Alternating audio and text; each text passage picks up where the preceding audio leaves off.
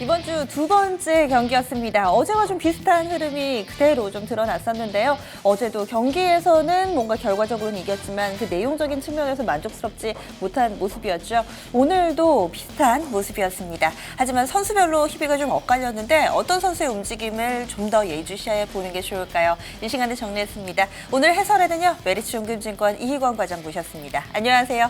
네, 안녕하세요. 오늘 경기 좀 잘 즐기셨어요? 어떠셨어요? 요즘 같은 장이 사실 증권사 직원들 그리고 뭐 운용 규모가 어느 정도 큰 직원들한테는 굉장히 힘들고 많이 스트레스 받는 장이죠. 컴플레인이 굉장히 많은 장이에요. 사실 지수는 가는데. 그렇죠. 지수는 가는데 주요 섹터들 그리고 내 포트폴리오가 안 가버리니까 이렇게 다 같이 빠질 때는 상관없는데 지수가 가는데 내 포트폴리오 안 간다. 그럴 때가 제일 힘들거든요. 그러니까 요즘 같은 장이 가장 뭐 좀 그런 컴플레인이 많은 시기입니다. 네, 힘내세요. 네. 허 의원님은 좀 어떻게 보셨어요? 오늘 시장이요? 네. 네, 뭐 답답했던 것 같네요. 그냥 뭐 일단 제가 만약에 지점에 앉아 있었으면은 정말 할 게 없었을 것 같더라고요. 매매가 안 되는 장. 실제로 거래도 좀 별로 안 좋았더라고요. 오늘 거래도 안 좋고.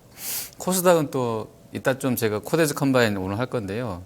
코데즈 컴바인 때문에 또 저러고 있고 혼자 뭐 이게 빠지면 뭐 한 2~3% 지수가 빠진다고 하는데 네. 어쨌든 뭐 시장 분위기는 매매하는 입장에서는 좀 불편했다 이렇게 볼 수 있겠습니다. 네. 시장이 좀 논리도 없고 법칙도 없고 뚜렷한 그런 원칙 뭐 이런 것들이 적용되지 않기 때문에 더욱더 복잡하지 않았나 싶은데 저희가 하나씩 그 실마리를 풀어보겠습니다. 선수별로 준비했으니까요. 라인업 먼저 보시죠.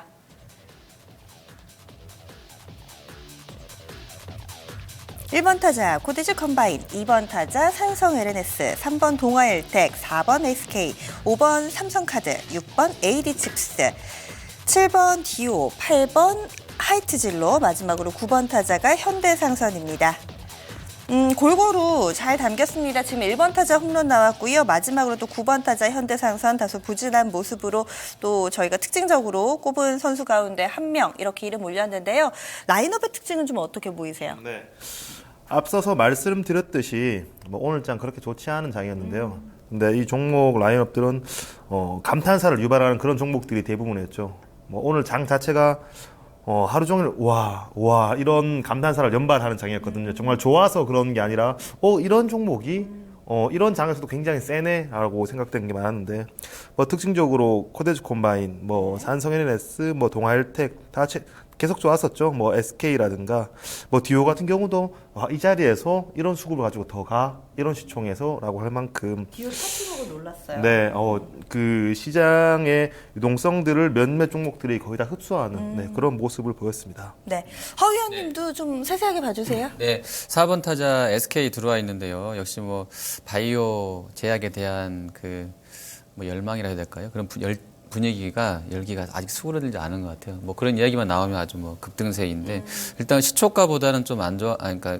장중 고점보다는 좀 안 좋았습니다만 뭐 그래도 오늘 강했던 선수로서는 손색이 없는 것 같고요. 삼성카드도 어제는 좀 뭐 생명이나 화재보다는 좀 덜했는데 오늘 또 약간 또 후속타로 5번 잘 쳐준 것 같습니다. 그리고 디오는 사상 최고치이기 때문에 사실은 뭐 신규로 들어가긴 겁나는 그런 지금 이제 과장님 말씀해 주신 것처럼 그런 부분도 있었는데 계속 뭐 신고가 랠리, 사상 최고가 랠리 좀 이어졌고요. 그리고 현대상선은 좀 아쉽게 됐네요. 제가 여기 라인업에 한번 넣어봤는데요. 일단 뭐 관리 종목 지정되고 나서는 정신을 일단 못 차리는 것 같습니다. 그리고 산성 LNS도 좋았는데 화장품 쪽이 또 오늘 대체로 또 나쁘지 않았던 것 같고요. 예, 그리고 동아일텍도 오늘 굉장히 뭐 한 장중에 10% 이상 뭐 하면서 잘 쳐준 것 같고요. 코데즈는 상한가 아침부터 뭐 넣어놓고 그냥 뭐 계속 유지되고 지금 이야기가 벌써 내일 정도 또 한 상한가 치면 뭐 카카오도 제낀다 이야기 벌써 나와 있는데 뭐 네, 그런 이상 현상도 또 보게 되는 날이 될 것 같기도 합니다. 네, 예. 네, 그러면 한 선수씩 볼게요. 어떤 선수부터 볼까요, 과장님? 네, 첫 번째 선수 SK입니다. 4번 타자. 네. 네. 장 초반에 상당히 강했어요. 네, 그렇죠. 뭐 다들 아실 거예요. SK 자회사죠. SK 바이오팜이 뇌전증, 그러니까 간질입니다. 간질 치료제 신약을 이상을 아주 우수한 성적으로, 우수한 효능으로 종료를 했거든요. 뭐 그 동일한 다른 물질 같은 경우에는 그러니까 간질 환자들, 발작이 있는 환자들의 한 20% 정도가 그 이제 수치가 없어졌는데 지금 이상에서 뇌전증 치료제를 쓴 임상 대상자 같은 경우에는 50% 이상 그 발작에서 그 효능이 있었거든요. 그렇기 때문에 지금 시장 분위기가 임상 단계별 성공에 대해서 또 좋은 프리미엄 부과하는 데다가 네. 여기서 밸류를 더 줄 수 있거든요. 그러니까 지금 이 부분에서 추가적으로 이상에서 유효성을 보통 확인하고 3상에서는 그 유효성 플러스 안전성 그리고 이걸 장기적으로 적용했을 때 네. 과연 그 시판할 수 있냐라는 것을 확인하는데 지금 그 SK 바이오팜 같은 경우는 역시 대기업 계열사에 맞게 이상 같은 경우에는 굉장히 크게 했었거든요. 한미약품이 라이센스아웃에 성공했던 가장 큰 이유가 임상 설계 단계에서 일상인데도 불구하고 거의 이상 규모로 크게 하고 기간도 크게 가져가는 그런 전략을 취했는데 SK 바이오팜 같은 경우도 이상이 완료되었고 3상에 들어가는데 3상에서 지금 FDA와 협의를 통해서 3상에서는 이미 그 이상 유효성으로 오케이 됐다. 그러면 3상에서는 장기간에 걸쳐 안전성만 확인해 보자. 그렇게 되면 보통 그 3상 같은 경우는 최소한 2년 이상 걸리거든요. 근데 지금 이렇게 유효성에 대해서 이상으로 인정을 해준다라면 기간이 절반 이상으로 줄어들 수 있는 부분입니다. 그렇게 되면 사실 SK 바이오팜 같은 경우에는 지금 장부가 가치를 거의 3,300억 정도 부여받고 있는데 시장에서 받을 수 있는 밸류는 1조 원 이상이거든요. 게다가 지금 SK 그룹 특성상 이 부분을 라이센스 아웃 하려고 하지 않을 거예요. 자체 내에서 연구, 생산, 판매, 관리까지 다 하려고 하고 있거든요. 지금 기존의 그 SK 바이오팜의 자회사였던 SK 바이오텍 이 부분이 생산 판매를 하고 있거든요. 근데 SK가 원래 손자였던 SK 바이오텍을 그러니까 이제 자회사로 편입시켰습니다. 그렇게 되면 지금 글로벌 제약사들의 넘사벽이라고 할 수 있는 절대로 넘어설 수 없다라고 하는 몇몇 기업들이 뭐 존슨앤존슨, 화이자, 로슈 이런 기업들이거든요. 이런 기업들의 특징이 자체 R&D 능력을 가지고 있고 이 R&D를 통해서 생산 그리고 판매 관리까지 이 관리에서 일어난 수익을 가지고 다시 R&D 이렇게 선순환을 다 가지고 있거든요. 사실 국내 제약사 중에서 한미약품도 이게 갖춰졌다라면 라이센스 아웃을 하지 않았겠죠.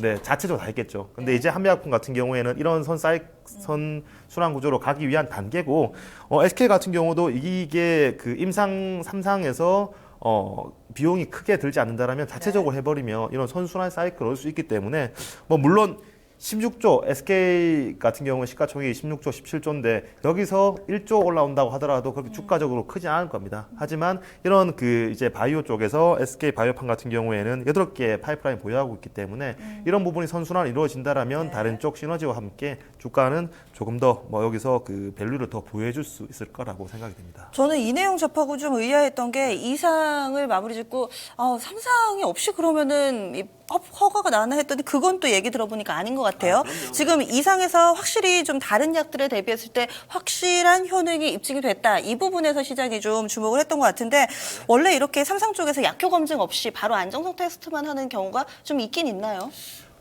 일례로 지금 인트론 바이오 같은 경우 항생제 같은 경우에는 보통 1상만 통과되면 2상, 3상 같은 경우에는 항생제에서 이미 이제 효능이 확인됐다고 보여지기 때문에 안정성만 하거든요. 그러니까 이렇게 일부 질병이라든가 아니면은 정말 이제 이상 규모를 굉장히 크게 해서 FDA와 개별적으로 협의가 가능하다라고 했을 때 이렇게 적용되거든요. 사실 이거는 약의 능력도 있지만 약의 효능도 있지만 이런 SK 바이오팜이나 SK의 협상력, FDA와의 협상력이 조금 더 크다고 볼 수 있죠. 그런 경우가 있군요. 그런데 주가를 보면 또 윗골을 달고 또 음봉을 형성을 했습니다. 오늘 장 초반에 따라가는 매매를 하신 분들께는 다소 좀 억울했던 하루가 아니었을까 싶은데 오늘의 주가 흐름은 좀 어떻게 그럼 보세요? 네, 아무래도 이게 장부가 3천억 규모인데 1조 된다고 하더라도 7천억 늘어나죠. 7천억이면 시가총액 16조에서 7천억 해봤자 얼마나 더 늘어나겠느냐 이런 논리거든요. 충분히 이성적으로 판단했을 때 지금 시장이 바이오 제약에 대해서 열광하는 그런 분위기가 아니기 때문에 충분히 이성적인 움직임이었다고 판단되고요. 하지만 언제든지 다시 한 번 더 주가를 띄우를 수 있는 주가에 대해서 거래량과 관심 그리고 밸류를 올릴 수 있는 이벤트다. 라는 것을 인지하고 있어야 된다고 봅니다. 뭔가 이 삼성 쪽에서도 삼성물산이 이렇게 바이오 관련해서 움직이더니 SK도 그런 움직임이 서서히 좀 보이네요. 이번에는 허 의원님의 관심 선수 넘어가겠습니다. 누구 볼까요? 네, 아까 말씀드린 대로 1번 타자 코데즈 콤바인 좀 보도록 하겠습니다. 이 선수 예. 얘기를 좀 해봐야 돼요. 문제가 많죠. 뭐 어제 오늘 얘기가 좀 많이 됐는데요. 네네. 그 뭐 기사 내용들하고요. 제가 또 보고서 좀 이렇게 종합해가지고 좀 정리를 좀 해봤는데요. 일단 그 하는 일은 아시는 것처럼 이제 여성 캐주얼 의류 쪽으로 주력을 했었었고요. 그거 하다가 이제 남성 캐주얼 진출했었고, 뭐 속옷도 하고 애기들 옷까지 만들면서 토탈 패밀리 브랜드로 구축하려고 했었던 것 옷이 같습니다. 예쁘고 잘 팔렸어요. 초반에는 그렇죠? 예 그랬다고 네네. 저도 좀 백화점이나 이런 매장에서 많이 봤던 기억도 네네. 있고요. 근데 이제 뭐 자라하고 뭐 H&M, 뭐 유니클로 들어왔던 것도 있고 또 이제 그 이면에는 최대주주 관련 경영권 분쟁 소지 실질적으로 좀 있었던 것 같아요. 그러면서 이제 약간 매출이 좀 줄었던 것 같은데 아마 동대문에서 장사하시는 분들, 옷 장사하시는 분들은 이 코데즈가 왜 이렇게 됐는지를 잘들 아시고 계실 것 같아요. 제가 굳이 말씀 안 드려도. 그리고 좀 힘든 시기를 지났고요. 올해 이제 1월 달에는 중국 법인 유통 매장하고 소속 인원까지 다 철수했다는 공시도 냈습니다. 뭐 주가가 최근에 많이 오르고는 있는데 실상을 보면은 그동안에 감자랑 증자 거친 거 봤을 때 수정 주가로 봤으면 최고치가 240만 원대이니까요. 뭐 아직도 큰 그림에서 봤을 때는 장기로 또 투자하셨던 분들한테는 뭐 지금 현재 주가 수준 10만 원대에서 한 10배가 더 올라도 시원찮은 그런 수준이다라고 볼 수 있을 것 같아요. 상황을 좀 이제 왜 이렇게 이제 주가가 꺾이는지 보면 매출을 보니까 2011년까지는 괜찮았던 것 같습니다. 2천억도 더 나왔고요, 매출도. 근데 2012년도에 매출이 10% 줄더니 그 다음에 24%, 그 다음에 2014년도에는 31% 감소, 그리고 작년에도 아마 지금 내부 결산으로 봤을 때 공시된 내용 보니까 매출이 1,000억대에서 176억대로 한 80%가 급감이 나왔어요. 네. 그래서 이제 손실 같은 경우도 연간으로 작년에도 한 125억 적자 낸 것 같고요. 그러면서 이제 2012년도부터 4년 동안 낸 적자 규모만 715억입니다. 한 700억을 네트로 4년간 날렸고요. 이렇게 되면 이제 원래 영업 손익으로 봤을 때 4년 기준으로 연속 내면 관리 종목 지정이 되게 그쵸? 되는데 역시 네. 관리 종목 지정이 됐고요, 최근에. 그리고 네. 상장 폐유 사유 발생이라고 그러는데 요거는 아직 좀 더 봐야 될 것 같아요. 어쨌든 뭐 이렇고요. 그리고 이제 자본 잠식이 완전히 된 상황이 지난해 상반기 이미 진행이 됐던 상황에서 코튼클럽이라는 역시 이제 뭐 의류 제조업체가 회사를 인수하겠다고 나섰는데 중간에 코튼클럽 증자 들어오고 채권단 출자 전환까지 이제 나오게 되면서 일단 자본 확충은 됐고요. 좀 이제 뭐 급한 불은 다 꺼진 상태고 세팅은 됐어요. 채무도 이제 퉁천해서 줄여놨고 감자하면서 줄여졌고 전체로는 확충은 됐는데 좀 더 봐야 될 것 같습니다. 그리고 이제 단가를 보니까요. 실제 이제 매매에서는 코튼하고 채권단이 들어온 게 단가가 증자 나오면서 코튼이는 주당 500원짜리 찍고 들어왔어요. 중간에. 그게 무려 3,500만 원 가량 되는 것 같고요. 당시 주가 수준이 어느 정도였나요? 이미 거래 정지 상태에서 들어온 네. 거죠. 500원짜리 신주 발행해서 3,500만 원 찍고 들어왔고요. 네. 그리고 이제 채권단은 7대1 감자를 맞았으니까 하고 나서 네. 제 생각으로 그냥 3,500원이라고 보시면 될 것 같아요. 평단가가. 채권단은 3,500원, 코튼이는 500원짜리 주식을 갖고 있다라고 보시면 되겠죠. 그 갖고 있는 물량은 채권단 것이 채권단도 있고요. 이제 거래선, 뭐 이제 의류업체니까 중간에 이제 뭐 섬유 쪽 업체들도 있을 거고요. 이제 부자재 납품한 업체들도 다 여기 들어가 있을 건데 그쪽에서 갖고 계신 물량이 337만 주. 근데 이제 올해 6월 24일까지 락업 걸려 있어서 24일 날 이제 다시 거래가 재개되고요. 그리고 이제 코튼 거는 절반 정도인 1,711만 주가 6월 24일 날까지는 23일까지는 거래가 안 되고 네. 24일부터 거래가 되게 되고요. 락업이 되고요. 해제가. 그리고 이제 나머지 절반은 12월 23일까지는 역시 또 거래 락업 상태이고 24일이 돼야 거래가 됩니다. 그러니까 네. 이제 4년간 적자라고 하니까 올해 한 번 더 영업 적자 내면 법상으로 일단 바로 상장 폐지되게 되거든요. 그래서 상장을 유지하고 싶으면 코튼에서는 올해 무조건 코데즈를 흑자를 만들어내야 되는 사명이 있고요. 봤더니 코튼클럽은 참고적으로 보시면 2014년도까지만 지금 사업이 보고가 돼 있는데 70억 정도 영업 흑자를 냈던 업체고 견실한 것 같습니다. 그리고 재판단으로는 코튼클럽이 상황 봐서 여의치 않으면 둘이 합쳐버릴 수도 있을 것 같아요. 코튼클럽이 코데즈. 어떤 완제품 소금 만드는 회사라고 보시면 돼요. 네, 소금 만드는 업체입니다. 거의 주력이 속옷입니다. 그 둘이 합쳐가지고 아예 그냥 합병해버릴 수도 있을 것 같고요. 그리고 이제 유통 주식수 요게 이제 기사화가 많이 됐는데요. 아까 제가 다 락업 걸려 있다고 했잖아요. 전부 다 걸려 있어서 실제로 돌아다니는 물량은 25만 주 정도입니다. 1%도 안 되는 상황인데 그 25만 주 중에서 저번 크리스마스 때 이제 거래되고 나서 10만 주가 다 개인 쪽 물량으로 보시면 돼요. 그러니까 25만 주를 또 쪼개봤더니 기존의 최대 주주였던 박상돈 씨 갖고 있던 게 한 10만 주 되고요. 예를 들어서. 그리고 나머지 15만 주는 정말 이제 소액 주주 물량인데 우연찮게도 12월 24일 날 거래 재개되고 나서 어제까지 나온 물량이 개인 물량이 10만 주예요. 네. 그러니까 10만 주는 다 털렸고 25개 중에서 25만 주 중에서 나머지 15만 주는 아직까지 들고 있는 거죠. 그러니까 지금 여러분들이 보시는 물량 돌아다니는 거는 이 개인 물량 10만 주 풀린 게 계속 돌고 있다 보시면 될 것 같고요. 단가로는 200대 1 감자 맞기 전에가 400 얼마, 그러니까 거의 500원 잡아주고 원래 출발이 곱하기 200 하면 10만 원에 출발하면 됐었거든요. 근데 이제 한 4만 원대 출발했다가 그날 하한가 저 그림 나오네요. 4만 원 출발했다가 그날 하한가 맞고 뭐 2만 원도 깨지고 나서 2만 원대까지 빠졌다 다시 올라왔기 때문에 사실은 500원짜리가 지금 곱하기 200 하면 10만 원이면 딱 맞거든요. 그러니까 지금 10만 원 넘어가는 단가는 운 좋게 만약에 12월, 그러니까 저번에 거래 정지됐던 그 시간에 작년 2월 달에 운 좋게 500원에 샀던 분들한테는 현재는 50% 수익 구간이더라고요. 이미 곱하기 200을 해보니까. 근데 이제 아니라고 그러면 많이 물량들이 물려있는 게 맞고요. 종합을 정리를 마지막으로 해볼게요. 그러니까 지금 현재 15만 원까지 넘어가 있는데 그냥 감자전 주가로 봐도 좀 세다라고 볼 수 있어요. 그러니까 그동안의 업력을 봤을 때는. 근데 이제 좀 유리한 부분들은 코튼이 중간에 이제 증자에 들어왔고 시간이 6월 24일까지는 아무도 나올 물량이 없다라는 부분. 실제로 풀린 물량은 10만 주밖에 안 된다. 이거 봤을 때는 수급적인 이슈로는 주가가 더 폭등할 수도 있고요. 그건 아무도 모르죠. 근데 이제 다만 6월 달이 다가올수록은 1,700만 주에다가 300만 주 다음 2,000만 주가 일시에 나올 수도 있다. 이 부분은 좀 생각을 하셔야 되겠습니다. 보호에서 풀리면서 출하 가능한 물량 6월 달에 예정돼 있으니까 이 부분에 대한 좀 주의까지 저희 들어봤습니다. 코데즈 컴바인이었고요. 마지막으로 한 종목만 좀 볼게요. 어떤 선수 볼까요? 네. 마지막 선수는 동아일텍입니다. 오늘 눈에 띄는 OLED 종목이었죠. 일각에서는 자회사 써닉 시스템 증착하는 기업이죠. 네. 써닉 시스템의 상장 가능성 때문에 주가가 좋지 않았냐라고 많이들 생각하시던데요. 저는 이것도 분명히 모멘텀 될 수는 있지만 이것보다 더 큰 부분이 지금 중국향 증착 장비 입찰이 시작됐거든요. 그러니까 이 부분이 굉장히 큰 것 같습니다.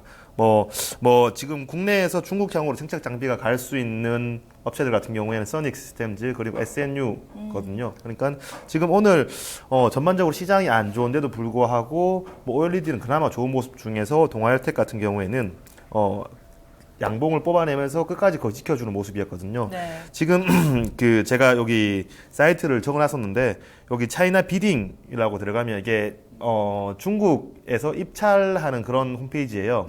그래서 여기 들어가 보셔서 오른쪽 상단에 창이 있어요. 거기다가 AMOLED. 지금 화면에 나가고 그렇죠. 있네요. AMOLED라고 쳐보시면은 네네. AMOLED에 관련된 그런 비딩, 그러니까 공개 입찰에 관련된 정보가 쭉 나오게 돼 있습니다. 이거를 중국어로 돼 있기 때문에 우리가 중국어 아시는 분들 쉽게 보시면 될 텐데 요즘 번역기 잘 돼 그렇죠, 있어요. 그렇죠. 예, 구글 번역기 통해서 돌려보시면은 네. 이제 소형 면적, 중소형 면적에 대해서 지금 공개 입찰을 시작한다. 이게 아마 4월 1일까지 제가 번역기로 돌려본 게 4월 1일까지 입찰을 마감 계속 하더라고요. 그렇게 되면 아무래도 지금 국내에서 이쪽으로 수혜를 얻을 수 있는 부분들이 동아일텍이랑 SNU거든요. 그러니까 이 입찰이 종료되고 발표되기 직전까지는 이러한 모멘텀을 충분히 이어나갈 수 있을 거라고 생각되고 제가 여기 알려드렸던 이 사이트는 한 번씩 등록해 놓으셨다가 네네 중간중간 확인해 보시면 중국에서 이런 부분에 대해서 공개 입찰을 하는구나. 그럼 관련 중간 뭐가 있을까? 이렇게 투자 아이디어를 삼기에 좋을 거로 보입니다. 오늘 알찬 정보 얻어갑니다. 사실은 중국 같은 경우는 저희가 이 미국판 외신이 국내로 번역돼서 약간은 좀 좀 늦어지는 경우, 빨리 발빠르게 대응하지 못하는 경우들이 많고 중국 사이트를 보자니 중국어 때문에 많이 걱정하시는 분들 많으실 텐데 오늘 또 중국 현지에서 어떤 입찰들이 좀 벌어지는지 이 내용 볼 수 있는 저희가 사이트까지 좀 정리를 해드렸습니다.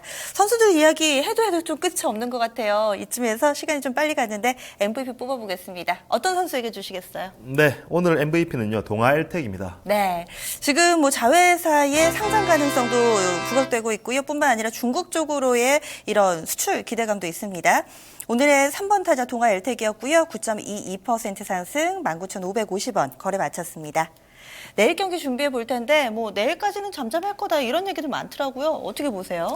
잠잠할 수밖에 없는 게 뭐 지금 코데스 컴바인이 지수를 엄청 왜곡시키고 있죠. 오늘 장 시작했을 때 뭐 코스닥 지수가 상승이 한 0.2%대였어요. 근데 장 시작했을 때 코데스 컴바인 같은 경우에는 2분 동안 이제 거래가 정지되어 있었거든요. 네. 변동성 완화 장치에 의해서. 네. 그리고 2분 뒤에 거의 29%에서 시작했었죠. 맞아요. 네. 그래서 코스닥 지수는 0.8% 상승하면서 시작했거든요. 지금 코데스 컴바인이 지수를 거의 0.5% 내지 0.6% 가량 왜곡시키고 있습니다. 그렇기 때문에 오늘 지수는 상승했지만 내용을 보면 상당히 안 좋은 시장이었고요. 그렇기 때문에 이런 그 지수 왜곡 현상에 대해서 충분히 주의하실 필요가 있고 이럴수록 급하게 생각하지 말고 이럴수록 내 계좌만 뒤처지는 거 아닌가 이렇게 급하게 생각할 거 없이 이렇게 수급은 언제든지 간에 제자리로 돌아옵니다. 그리고 밸류에이션도 제자리로 돌아가거든요. 그러니까 이 밸류에이션에 대해서 다시 한 번 더 점검해보고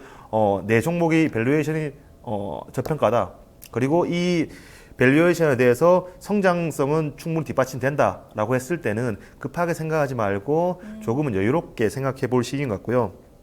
지금 코스닥 지수뿐만 아니라 코스피 지수 모두 기술적 분석상 약간 변곡점 위치에 있습니다. 코스피 같은 경우에는 그 고점을 연결해 보면은 딱 그 이제 고점에 이은 선이 지금 지수대고요. 그리고 코스닥 지수 같은 경우에는 항상 700포인트가 고점을 작용했거든요. 네. 여기서 제가 이 변곡점이라 하는 게 여기서 꺾인다라기보다는 지금 여기서 만약에 돌파한다라고 했을 때는 굉장히 강한 그런 상승 시세가 나올 수 있고요. 여기서 힘없이 밀린다. 충분히 이제 코데스 컴바인 같은 경우 이런 왜곡 현상을 주의해야겠죠. 이게 밀린다라고 했을 때는 내가 비록 이 상승 텀에서 수익이 나지 않았지만 언제든지 포트폴리오를 현금화할 수 있는 뭐 그렇게 이제 변곡점에 대해서 조금은 주의를 기울여야 되는 그런 시기라고 보여집니다. 네, 이렇게 쉬어갈 때 여러분들의 선수들은 좀 어떤지 그 내실은 갖췄는지 조금 그런 시간으로 활용해 보시면 좋을 것 같고요. 그러면 선수 구성 좀 도와드리겠습니다. 내일장 클린업 트리오 어떻게 잡으셨나요? 네, 내일장 클린업 트리오는요, 대웅제약 그리고 동아엘텍 마지막으로 화승인더입니다.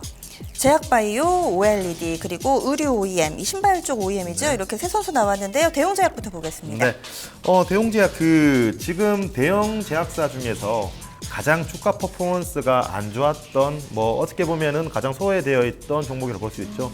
작년에는 한미약품, 올 초에는 종근당, 유한양행, 녹십자, 동아 소시홀딩 살 것 없이 주가가 굉장히 큰 폭으로 움직임을 보여줬거든요. 네.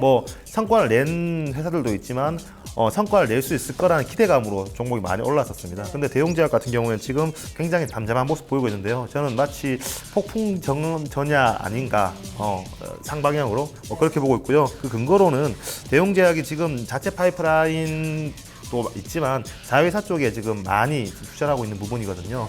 대표적으로 한올 바이오파마 같은 경우에는 지금 면역 치료제라든가 안구건조증에 대해서 라이센스하고 기대감이 굉장히 높은 상황입니다. 네. 그렇기 때문에 이 부분을 반영시키면서 향후의 매출단과 다른 파이프라인에 대해서 기대감이 모아질 것으로 예상됩니다. 동아일텍은 재등판이네요. 간략하게 들어봐도 될 것 네, 같아요. 앞서 말씀드렸던 것처럼 차이나 비딩 확인해 보시면은 입찰 종료 날짜가 있거든요. 그때까지는 모멘텀 유의해 볼 것으로 생각됩니다. 화승인더는 왜요? 네, 화승인더 지난주 금요일에 그러니까 매출액 급등 공시에 의해서 일부 실적이 나왔었죠. 연간 실적이 나왔는데 매출액은 사상 최대치가 나왔는데 기대했던 거에 비해서 영업이익과 순이익이 많이 안 나왔어요. 그래서 월요일, 화요일 큰 폭으로 주가가 상승했었는데요. 근데 아직까지 사업 보고서가 나오지 않았기 때문에 이 사업 보고서가 나오지 않았다면 어디 쪽에서 그 상각이 됐는지 비용이 나갔는지를 알 수 없는 상황이거든요. 근데 거기서 막연히 나는 이만큼 기대했는데 이만큼 주가가 안 좋았기 때문에 빠질 거야 라기보다는 작년에 증설했던 거에 대해서 얼마나 투자가 이루어졌는지 이 증설의 수율이 얼마나 돌아오는지에 대해서 확인해 본다라면 충분히 여기서 재상승이 가능하고 지금 주가가 빠질 때 수급은 나쁘지 않았거든요. 그 수급을 봤을 때 충분히 사업 보고서 발표 이후에 한 번 더 주가는 재상승 가능하다라고 보여집니다. 화승인더는 기관 수급이 좀 살아있네요.